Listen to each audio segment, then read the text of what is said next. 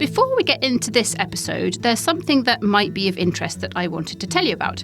Scene and Heard, who run this podcast, have been asked by Scotland Food and Drink to undertake a strategic review of the Scotland Food and Drink Excellence Awards. Now, these Excellence Awards have been going for almost 20 years and are a huge mainstay of the food and drink sector.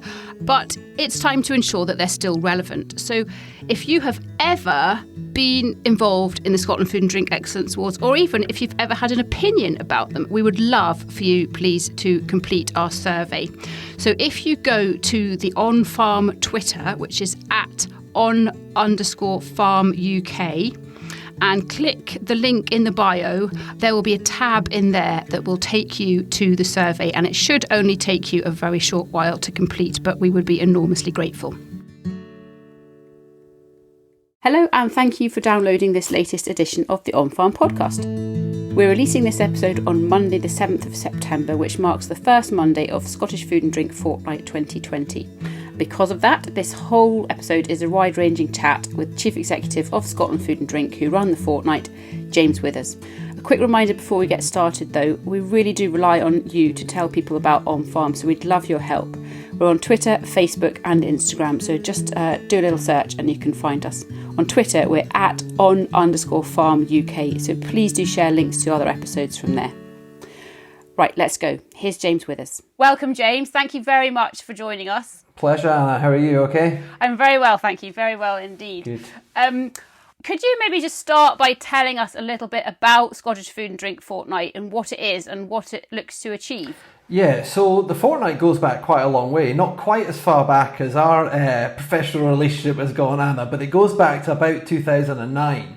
And the original driving thought was, can we pause at least for 2 weeks during the year and just reflect on what an amazing, diverse larder and business set and producer portfolio and product mix we have in Scotland, and just celebrate that. And it's taken lots of different forms over the last 10, 11 years, but it has become, I suppose, that real cause for celebration. It feels different this year because it's been a year like no other. There's been lots of, challenging years for the farming, fishing, food and drink industry. 2020 seems to have created a whole new category for itself, but it almost feels like it's even more important to take that opportunity this year just to reflect on everything that's good about the industry. And hopefully, I don't think the pride has gone this year at all, but hopefully it might remind ourselves there's an awful lot of good amidst some really tough news headlines out there. We've actually just finished a series of podcasts in association with the Highland Show and RAS, and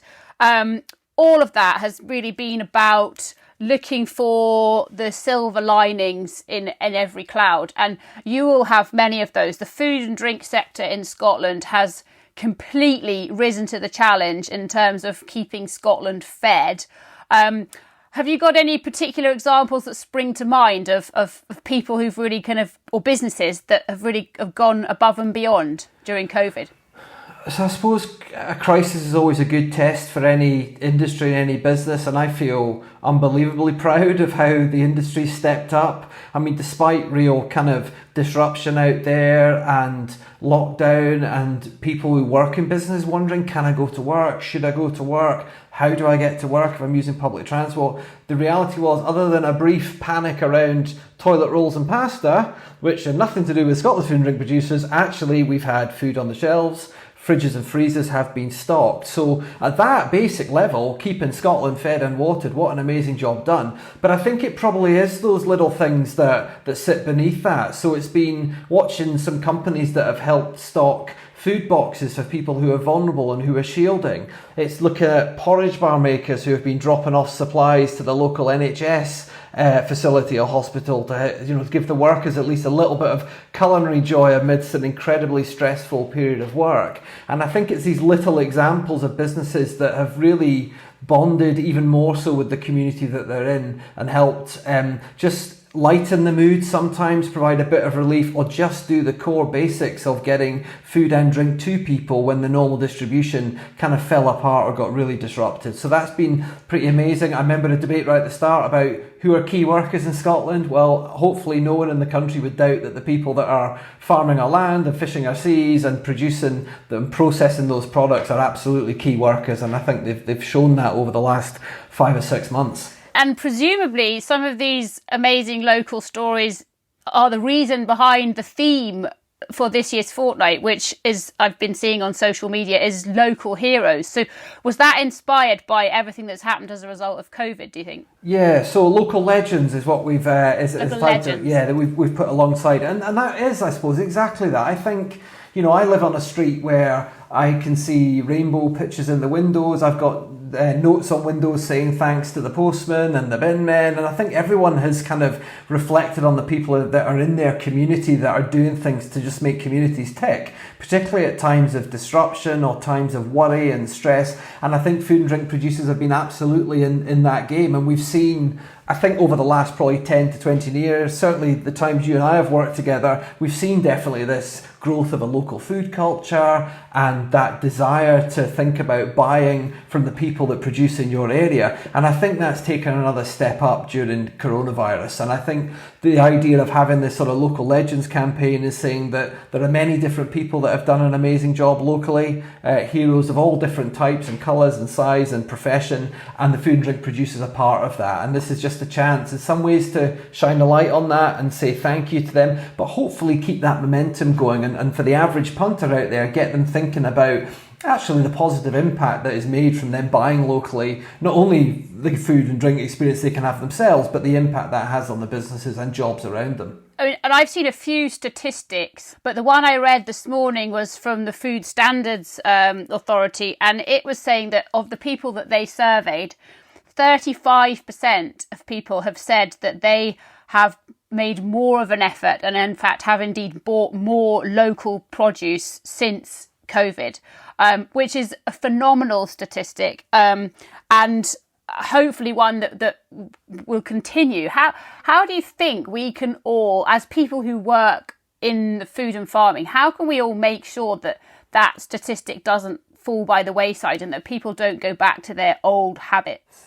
Yeah, I mean, I suppose that stat is good, and what's worth recognising that it starts from a much higher base than would have been maybe 10, 20 years ago. So an extra, more than a third of people wanted to buy even more, starts from a point, and we've done loads of consumer research with 70% of people in Scotland want to make sure that they have local food available to them when they go into the local shop or their local restaurant or the local pub. And I think it is part about, in some ways, the fortnight is about 2 weeks of a real celebration. I think Scotland's getting mature enough that the fortnight should be actually 52 weeks of the year where we think about buying Scottish and think about enjoying the food and drink that's produced on our doorstep. And the magic within the fortnight has come, and I've seen some already flying about on Twitter just in the last 48 hours of people gearing up for the 2 weeks that we're in the midst of. And that has been Eland Donnan Castle. I saw a tweet. They've opened a new restaurant and made it a real showcase of Scottish products. We've got lots of the supermarkets doing different things. In years gone past, CalMac have really embraced it. So we've got probably less people and tourists visiting out into the islands just now than normal, but it's those little parts of everyday life that can think about embedding that Scottish food and drink story into what they do. And a lot of what has happened previously in the fortnight is a lot of businesses have done that, but it's stuck. So to your point, how do we make sure that sticks? The fortnight provides a bit of that sticking point to do something new that they see the benefits of over a 2 week period and think, why on earth would we think about not doing this the rest of the year round and the other 50 weeks of the year? And I think that's one of the real values for me that Scottish Food and Drink Fortnight can have. Scotland Food and Drink as an organisation which supports food and drink businesses across the country. I noticed that quite early on in lockdown, you launched a new local directory. Was that in the planning before COVID, or did COVID accelerate the need for this to facilitate people who were already hungry for those local connections?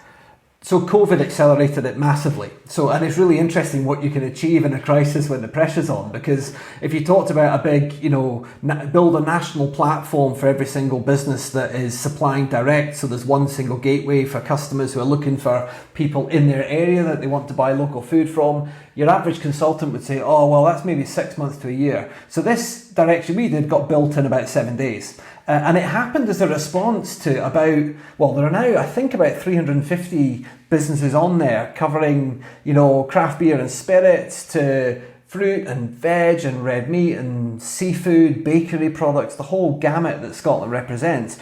But those businesses, many of them became e-commerce businesses overnight. So they sold into independent shops that closed. They sold into bars and into restaurants and into hotel groups, and suddenly that conduit from getting their product from the place they produced it to the customer disappeared, and they had to go direct. So crisis can be the mother of innovation, and that's absolutely what's happened.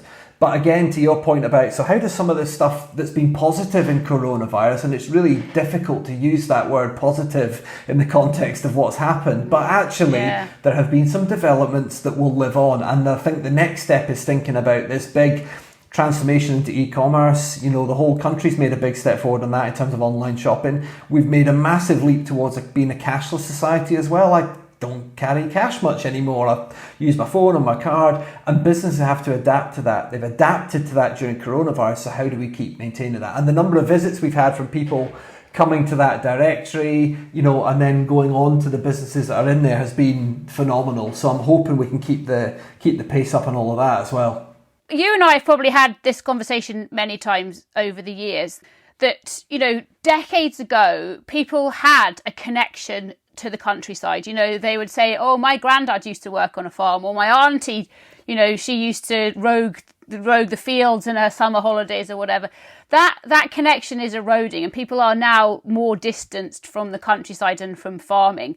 So these urban people, as we may refer to them as, are perhaps at a bit of a disconnect. Now, there are many people trying to create a connection, more of a connection. So the Royal Highland Education Trust are just one example. What can Scotland Food and Drink and its members do using tools like the local directory to actually reach the people who matter, the people in urban areas who perhaps could benefit from engaging a little bit more and buying more produce that is produced in our production facilities and on our farms?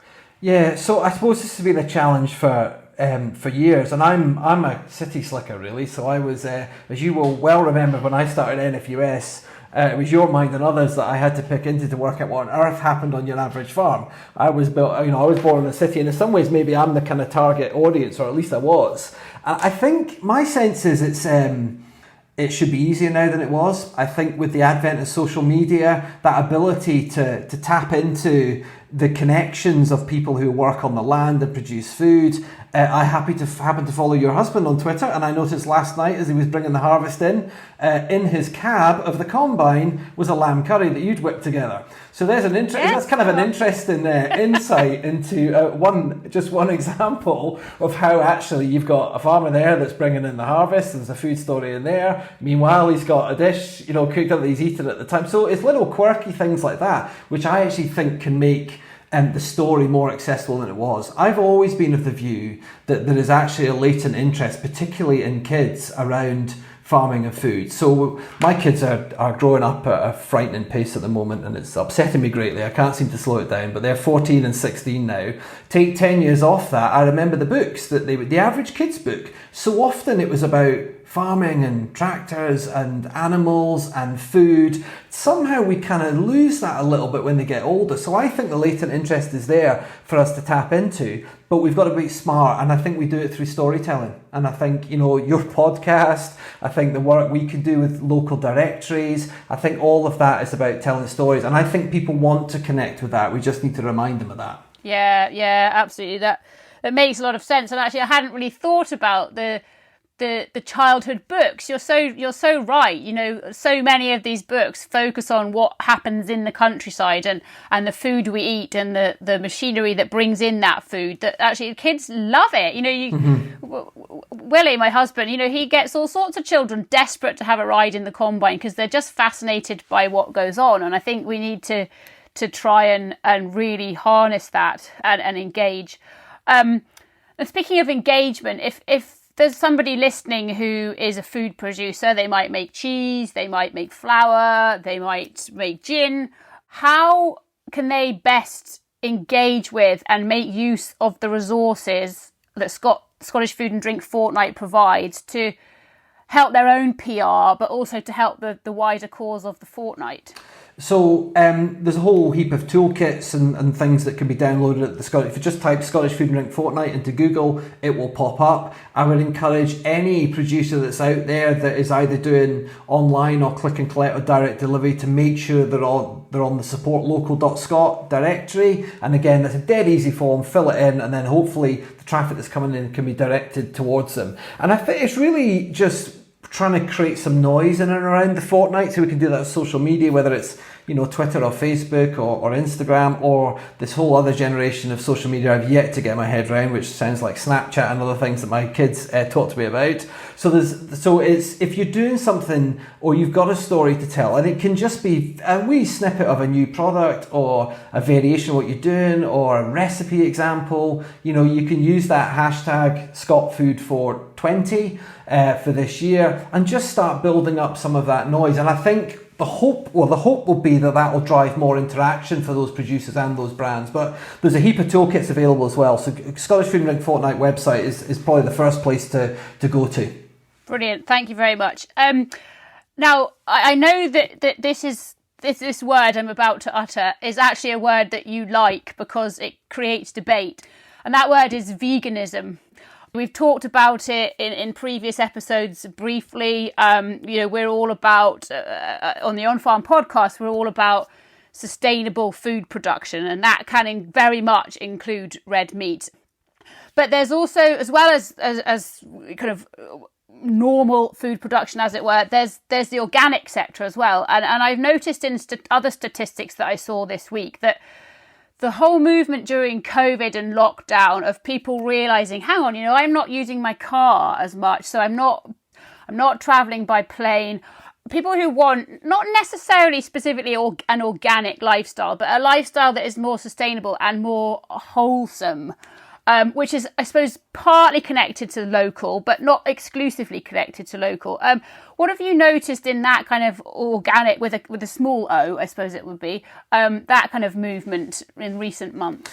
So I think over a period of years, the local term almost took the place of what had been organic before. And I think this in part it's about transition. So, you know, if you go back 20 years, the big issues would have been about food safety, actually. We lived in a period of, you know, salmonella scares and E. coli issues and, you know, BSE going back 25 years.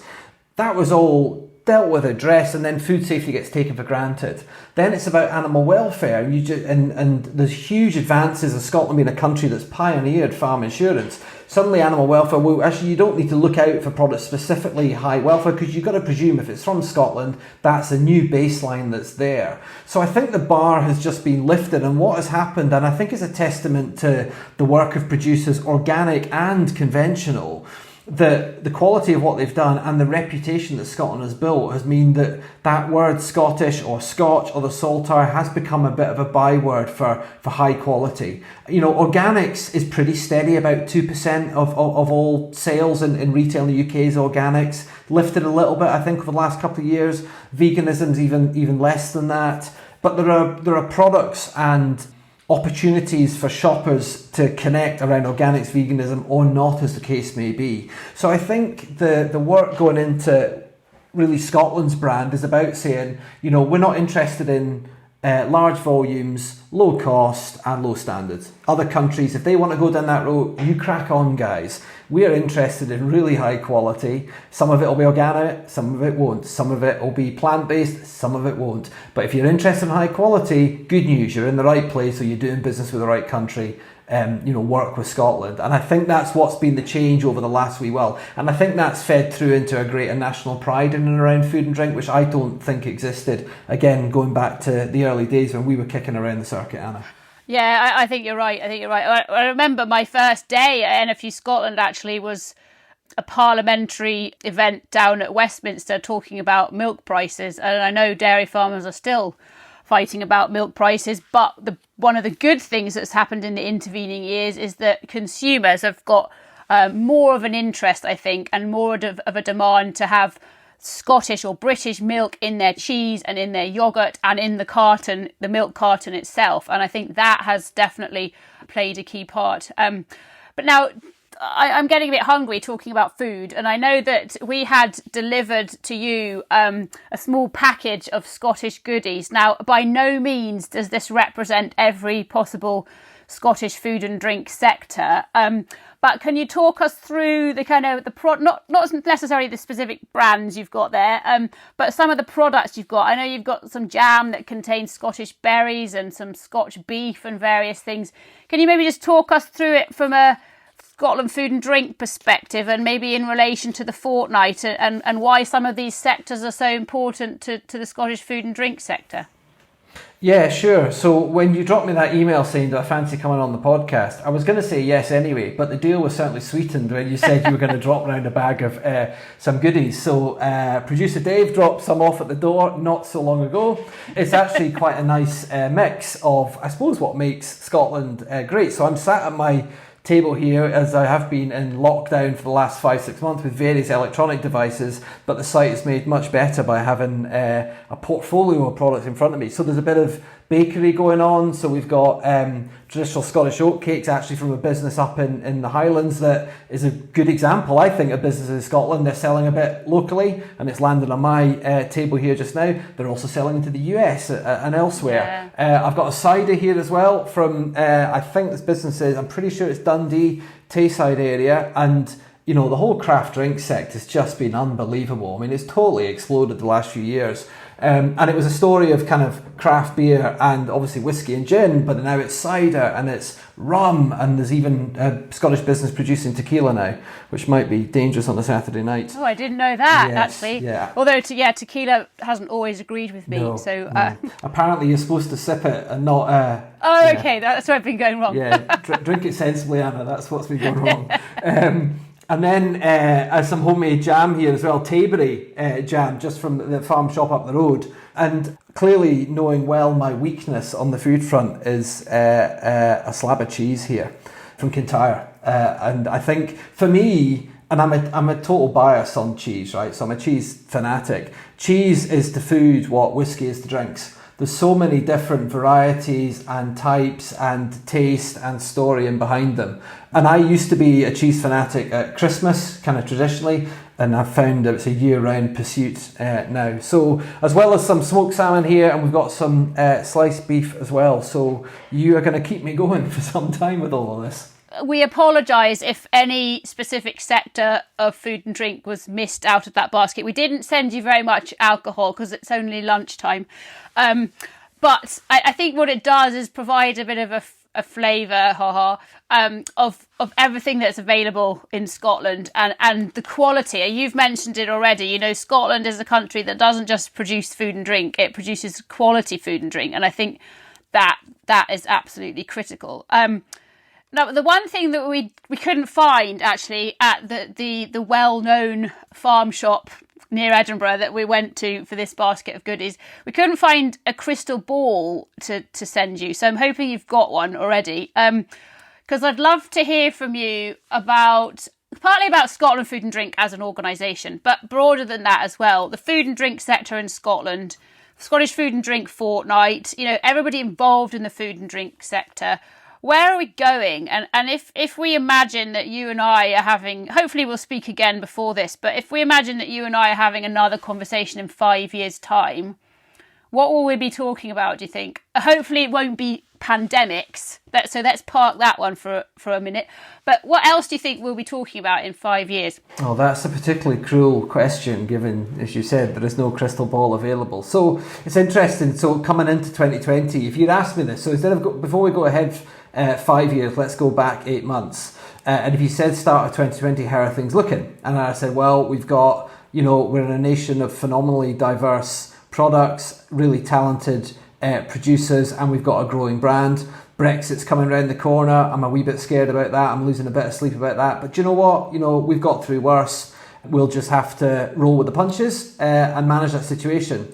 COVID's come along and ripped the rug under a lot of what was happening. We reckon, probably £3 billion wiped off the value of the sector. So that's, at least 20% of that. But actually, stepping out of that crisis stuff, what makes Scotland's food and drink story exciting? Well, it's the same things I just mentioned: producers, products, reputation, quality.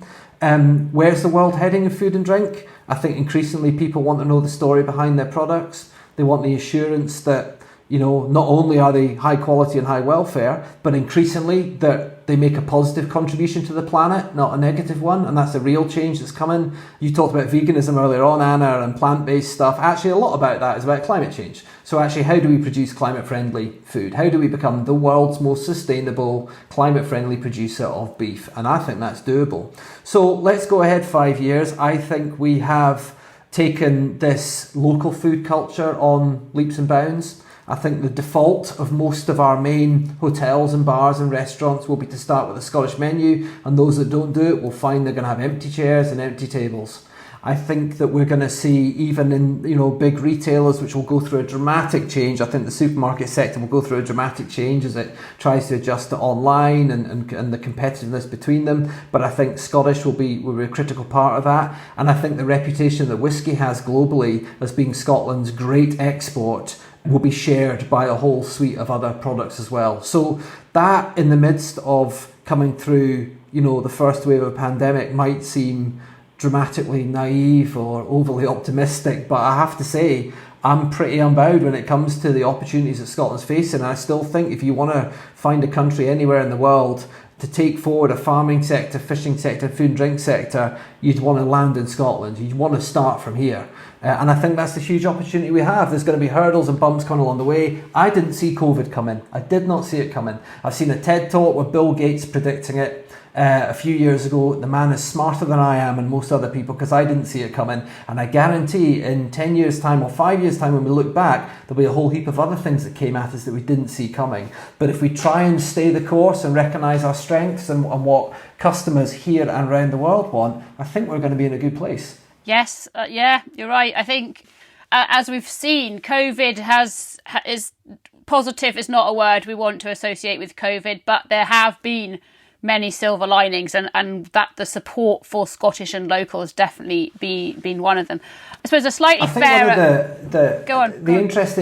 I think one of the interesting angles, though, is what this means. What does the future mean for farming? You'll be sat in a house on a farm just now, I suppose, looking out the window at the rain, if it's any like where it is at the moment, which is never good during harvest. But pouring. Just the vagaries of the unpredictable for you and the family in rain and weather and events that are out of your control. And I think a large part of farming's future is about how do we regain more of that control.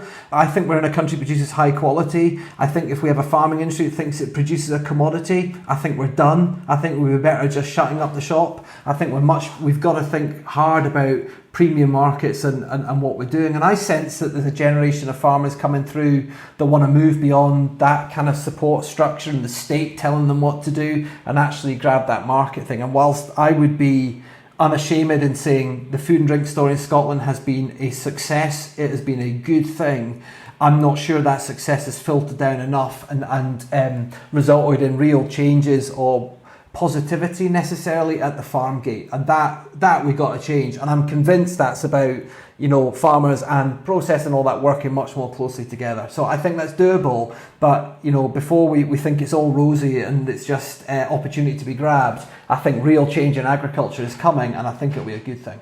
Yeah, well, I think if anybody wasn't a fan of yours before you just said that last bit within the farming sector, I think they will be now, James, because I think there are many people listening, farmers and people working in the farming sector listening, who love what they do but sometimes feel a bit underappreciated. And I think to hear you say that, I think is very welcome. And there are changes to come. They might be technology related. We just bought a robotic lawnmower because my farming husband never has time to mow the lawn. But by the time our children are our age, he's going to have a robotic tractor, maybe even before then, which means that he can spend less time sitting on a tractor seat and more time running a business and developing that business and looking to the future. And if many people are like that, then so much the better. Yeah, totally agree. But looking just briefly into the future, and I certainly don't want to devalue Scottish Food and Drink Fortnight, because it's fantastic and we're in the midst of it right now and we want everyone to engage. But there are kind of other key times coming up. In a couple of months, it's St Andrew's Day. There's usually something going on to celebrate Scottish food and drink then. And then, of course, we've got Christmas after that. So what have you got in the pipeline in terms of other activities? So at the moment, we've been working really hard on thinking what a recovery plan looks like for the sector, and working hard with government in and around that. So before COVID kicked off, we developed a whole programme which we called regional showcasing. So it was in different parts of Scotland, trying to bring the hospitality industry together with producers in their area. So food tourism is growing all over the world. And we're seeing agri-tourism flourish in parts of Scotland as well. The future of the tourism sector, and that industry has been hit harder than any over the last few months. But the future of the tourism industry is going to be intrinsically linked to the future of the food and drink industry. And the more we can do that kind of bringing together of producers and the people who are selling food and drink to punters up and down the country, the better it will be. And we'll do more of that. And that might mean we're doing virtual, meet the buyer events rather than the physical events we did before. We're going to have to put a bit of effort into, and I really don't want to use the word Brexit because I've used it once already and it makes me honestly reach for this bottle of cider you kindly delivered and probably finish it well before I get close to tea time. But that's coming, so we know that's coming, so let's get prepared for it. And we're going to put in some support around direct business advice for companies that need to work out how they might have to change things. What labels can they use after the 1st of January? It sounds incredibly boring, but hey ho, it's pretty important stuff. So there's going to be a lot of activity happening. We're starting to rebuild some of the work we were doing internationally, and I think there's a really interesting big project which has kind of started and will continue about what does brand Scotland mean. I've looked at countries like New Zealand that have a brand mark, the Fern mark that sits on products that leave New Zealand to go to other countries. I've seen Scandinavian countries do it on their seafood. I think Scotland has a brand. Doesn't have a logo or a mark, and goodness knows if you pick up the average pack in a supermarket, it's drowning in different labels. But there is something about brand Scotland that I think we can harness and really take on to the next level.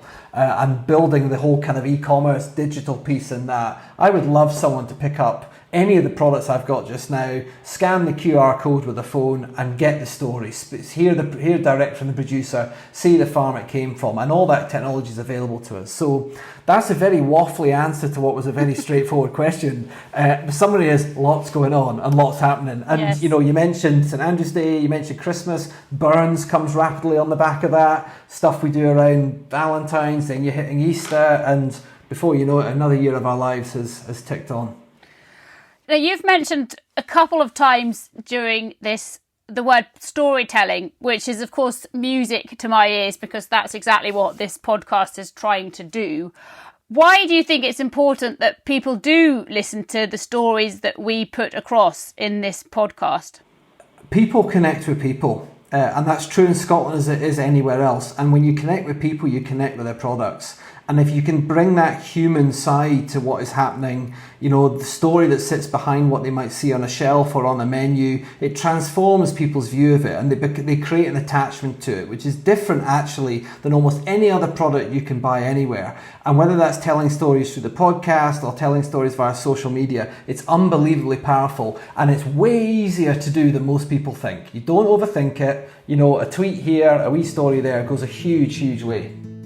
Our thanks to James Withers from Scotland Food and Drink. Do look out for all things happening over the next 2 weeks for Scottish Food and Drink Fortnight, and thank you so much for being with us for this episode. Remember to follow us and share tweets at on_farm UK, and you can also find us on Facebook and Instagram. And we are very much open to hearing from you if you'd like to sponsor future episodes of On Farm and get your brand out there amongst our listeners. We'll finish up with 2 or 3 minutes setting out the possible benefits to you, so just get in touch to find out more. Hi, hello there, it's Farmer Jim here. Just want to say thanks for tuning in and listening to the podcast. I've wanted to be on this podcast for ages, so I'm really excited that you're now finally here. I can now see a mini conveyor belt going and a really large tractor just heading right for us at the moment. Don't worry, we've got the high vis on. You can see that we've planted hedges along there, and then as we look down towards the River Yugi in the distance there, you can see little bits of woodland and full of native trees and things. We're all about positivity but realism at the same time. I want us to still be here in 10, 15, 20 years' time when podcasting is totally mainstream. Then when it comes in to get herself out the sky, she will dangle her legs, wiggle her bum and get herself back into this arena with a beautifully well-timed flight and a fantastic finish. Oh, good girl.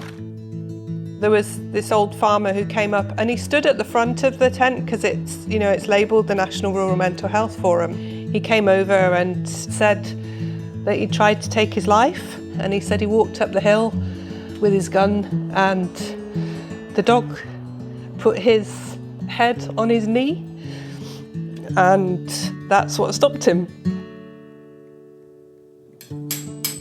My name's Rory Robb. I'm an associate of the Whistle Company of Farriers, and I've spent 40 years learning how to shoe horses.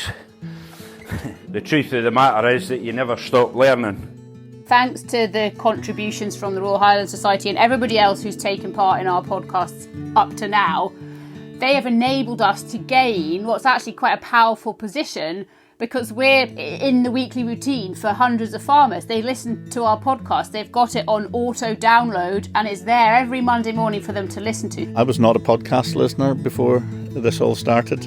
It's actually opened up another avenue for people to understand what we do. We've got a direct line straight to these people. So on the Saturday morning we had to go out into a ring and stand with this sheep, and then Her Majesty herself came along, which is a big honour to shake hands and meet her like. And was she as honoured to meet you? Yes. Anybody who's listening who has a business or a brand that they think would benefit from sponsoring On Farm or working in association with us like RAS have done, please get in touch. We've got the ability now to share your messages. We can reach the audiences. You would benefit from having your brand associated with onFARM. A podcast gives you 35 minutes of depth of content, and I think that's so valuable. So if there's a project story that needs to be told, or a family story that needs to be told, or a product that needs to be described, podcasting can do that in a way that other mediums just simply can't. So I think that's what it's about. It's about telling proper stories in an easily digestible way that everybody can understand and enjoy. If you are an organisation who wants to reach a rural audience, if you're an organisation, a company or someone with a story to tell, if you want to get in touch about how you might be involved, please do. It brings a bit of glamour to the lambing field, like you can. Floss! Floss! That damn dog. Spot on.